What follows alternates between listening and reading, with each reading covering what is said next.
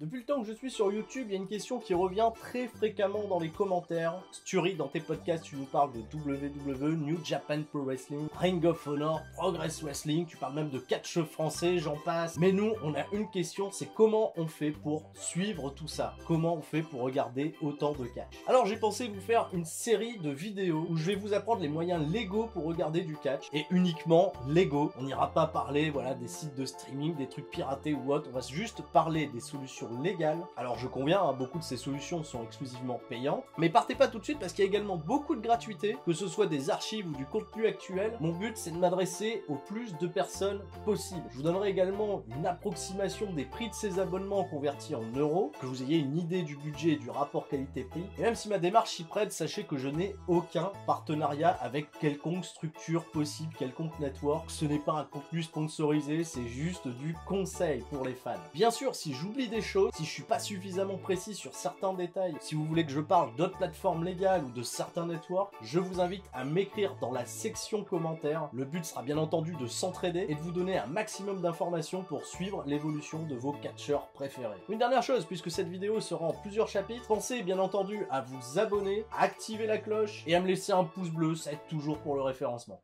On est parti, première vidéo. Comment regarder WWE, que ce soit Raw, SmackDown, NXT, 205 Live, les pay-per-view? Eh bien commençons par la méthode la plus économique qui vous nécessitera juste un téléviseur et un raccord à la TNT, paiement annuel de votre redevance télé, voilà, de l'électricité, bon, tant qu'à être précis. Depuis le 2 mars 2019, Raw et SmackDown dans des versions résumées sont diffusés chaque samedi soir à 21 h sur la chaîne L'équipe. Donc c'est bien entendu commenté en français par Christophe Ajus, que vous connaissez déjà tous, et Florian Gazan, mais aussi Nadir Mohamedi. Les épisodes ont une grosse semaine de décalage avec les diffusions américaines, mais c'est un chouette événement de voir le catch revenir en prime time sur la télévision numérique pour tous les nostalgiques de la grande époque où le catch était diffusé sur NT1. Autre information concernant le programme, la chaîne L'équipe n'est pas responsable du contenu du résumé, mais reçoit un contenu déjà monté par WWE. Ça sert à rien de les blâmer sur les réseaux sociaux, si vous ne voyez pas Mojo Rawley au Kurt Hawkins chaque semaine, on va directement à l'essentiel. On reste en France, mais cette fois-ci avec moins de décalage. On va parler d'une chaîne que vous connaissez probablement tous, c'est la chaîne AB1, avec les diffusions un peu plus longues de Raw et de SmackDown, commentées par Christophe Ajus et Philippe Chéreau. Alors pour tous les possesseurs de la Freebox, AB1 est inclus d'office au bouquet télé, tout comme celui de Canal Essentiel. Pour tous les autres canaux de distribution, il faudra par exemple débourser 6 € par mois pour SFR Câble et Numérical, 11 € par mois pour Bouygues dans le bouquet Numéripass, 12 € par mois pour Orange dans le bouquet Famille.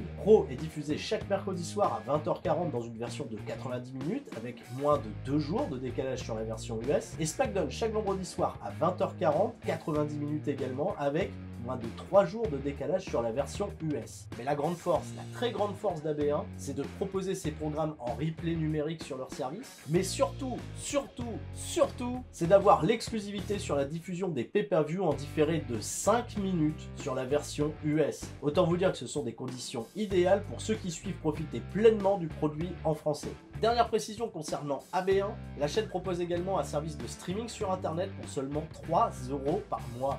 Idéal pour tous ceux qui n'ont pas de bouquet télé et qui souhaitent suivre le catch en VF à très faible prix.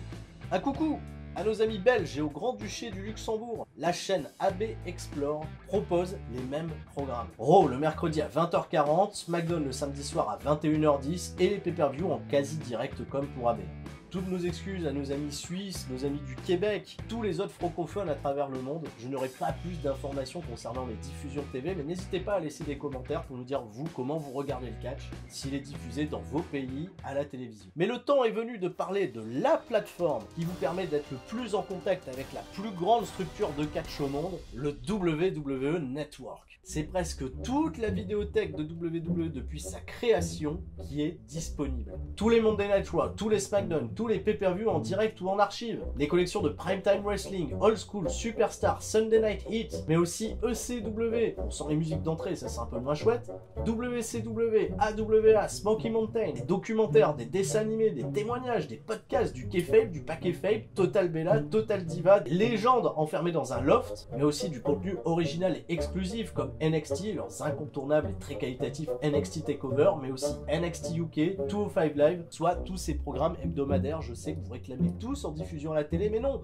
ça c'est exclusif WWE Network, c'est leur appât, hein, grosso modo. Ça et les pay-per-view, tu vois, c'est leur appât. Il y va de même pour les tournois annuels comme le Maillon Classique ou l'unique Cruiserweight Classic de 2016 auquel notre Tristan Archer national a participé, des exclusivités qui valent sincèrement le détour. Deux ondes au tableau, cela dit, sur le WWE Network. La première, c'est que les épisodes de Raw et SmackDown ont un décalage de diffusion de 4 semaines sur le WWE Network. Alors ça s'explique tout simplement par une priorité de diffusion aux chaînes télé, USA Network aux États-Unis et probablement la Fox à partir de octobre 2019 où sera diffusé SmackDown. Et la deuxième ombre, c'est qu'à part les pay-per-view de ces 2 dernières années commentés par Raymond Rougeau et Jean Brassard, aucun contenu n'est disponible en français. Pas de VF et pas de VO sous-titré. Et c'est à mon avis bien dommage, notamment pour les documentaires comme le WWE24, Chronicles, Beyond the Ring. Si vous n'êtes pas un minimum à l'aise avec la langue de Shakespeare, vous serez probablement déçu, voire agacé de passer à côté de nombreuses anecdotes croustillantes sur la vie des catcheurs, sur des secrets de coulisses, sur des interviews, enfin ça c'est vraiment dommage.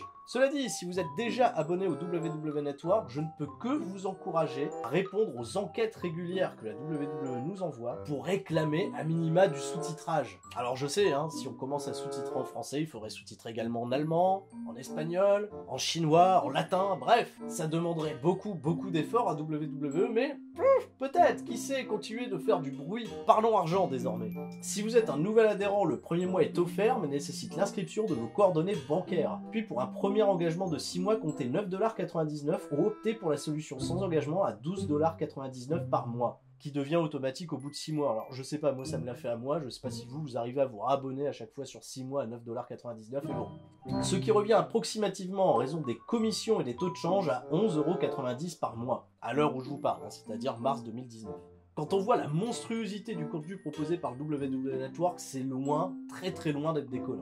En termes de navigation, l'interface est plutôt simple à manier, un outil de recherche est à disposition, les shows sont très souvent découpés par match ou par finish. Il suffira par exemple de taper le nom d'un catcheur pour accéder à sa vidéothèque complète, un outil idéal pour aller chercher du contenu historique et se renseigner sur les gloires passées du monde du catch. Pas de grosses difficultés également pour se désabonner, juste le passage par un petit questionnaire qui tentera de vous retenir, hein, mais bon, c'est pas la mer à boire. Enfin, le dernier point que j'aborderai concernant WWE, c'est la gratuité. Oui, du contenu gratuit, ça existe pour WWE. La chaîne YouTube, plus de 40 millions d'abonnés au moment où je vous parle, et plus de 30 milliards de vues. Voilà, ça c'est pas un numéro de téléphone, c'est des milliards de vues, où vous retrouverez les principaux extraits des épisodes de Raw et SmackDown après leur diffusion, quelques extraits aussi des contenus exclusifs au WWE Network comme NXT, 205 Live, les pay-per-view, etc.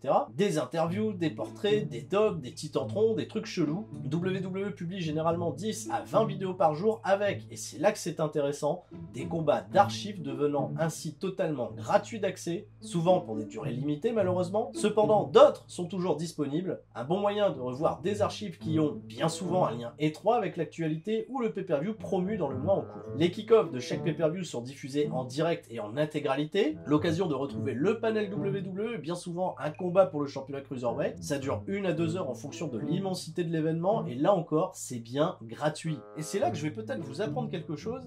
24 heures après leur diffusion aux États-Unis, les épisodes de Raw et SmackDown en version d'1h30 sont disponibles gratuitement uniquement dans les pays qui n'ont pas de deal télé avec WWE et ce depuis 2016. Alors je vous apprends quelque chose certes, mais je vais mettre des grosses parenthèses à ce que je vais dire. D'après mes recherches sur Reddit notamment, certains pays comme la Turquie ont bien un accès restreint à ces vidéos, malgré qu'aucune diffusion WWE ne leur soit permise à la télé. Cependant, si vous possédez un abonnement à un VPN qui vous permettrait de vous géolocaliser dans un autre pays, vous pourriez avoir accès à ces versions de Raw et SmackDown éditées. Il semblerait par exemple que ce soit le cas pour l'Ukraine. Voilà, à titre personnel, j'ai pas de VPN, j'ai pas eu l'occasion de tester l'astuce. Je vous la rapporte. Là encore, commentaire, si vous utilisez déjà cette méthode, n'hésitez pas, parlez-nous-en. Mais on avait dit qu'on parlait uniquement de méthode légale.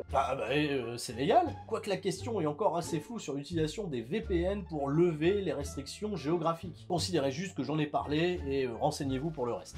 Après, bien entendu, il existe des méthodes particulièrement illégales pour regarder du catch, mais je n'en parlerai pas, hein, non, ni dans cette vidéo, ni dans aucune des autres vidéos. Je ne parlerai que de méthodes légales pour regarder du catch. Sur ce, on se retrouve très prochainement pour faire un tour du côté du catch japonais. On parlera notamment du NJPW World, des plateformes de la DDT, de la Dragon Gate et bien d'autres. Une vidéo sera également consacrée aux indies UK, à l'Europe et même au catch français. Enfin, les indies US et les grosses structures mexicaines. Une offre super large et pourtant pas bien chère, voire même bien gratuite. Il y a tellement de gratuité sur internet les amis. Merci de m'avoir suivi, je compte sur vous pour compléter les informations que j'aurai omises dans la section commentaires. Partagez la vidéo sur les réseaux sociaux, abonnez-vous, lâchez des pouces bleus, pensez à mon Tipeee. Merci d'ailleurs à tous ceux qui pensent à mon Tipeee, ça lui fait bien plaisir. Je vous fais des bisous, je vous dis à la prochaine, c'était Sturi. Ciao, bye bye.